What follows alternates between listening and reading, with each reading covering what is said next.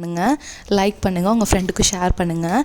இந்த வீடியோவில் நீங்கள் உங்களுக்கு பிடிச்ச டிஷ்ஷை உங்கள் நேமோட கமெண்ட் பண்ணிங்கன்னா நெக்ஸ்ட் ஷார்ட்டில் உங்கள் நேமோட அந்த ரெசிபியோட நான் உங்களுக்காக டெடிகேட் பண்ணுவேன். ஓகே, இன்றைக்கி வாங்க கொண்டைக்கடலை குருமா எப்படி பண்ணலான்னு பார்க்கலாமா?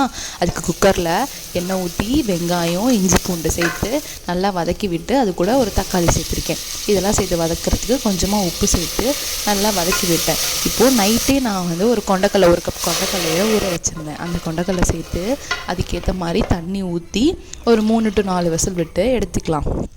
இப்போது அதுக்கு மசாலா ரெடி பண்ணிக்கலாம். அதுக்கு கடாயில் எண்ணெய் ஊற்றி சோம்பு, சின்ன வெங்காயம், தேங்காய் இதெல்லாம் அரைச்சி பேஸ்ட்டாக வச்சுக்கலாம். இப்போது இந்த விசில் விட்டதில் மஞ்சத்தூள், மிளகாத்தூள், கரம் மசாலா, மல்லித்தூள் இதெல்லாம் சேர்த்து மிக்ஸ் பண்ணி கொதி விட்டோன்னே நம்ம இங்கே தேங்காய் பேஸ்ட் அரைச்சி வச்சுருக்கோம்ல அதையும் சேர்த்து நல்லா கொதிக்க விடுக்கலாம், கொஞ்சமாக தண்ணி சேர்த்து. இப்போது நம்ம தாளிப்பு பார்த்துடலாம். கடாயில் பட்டை, சோம்பு, சீரகம், கருவேப்பிலை, பச்சை மிளகாய் இதெல்லாம் சேர்த்து தாளித்து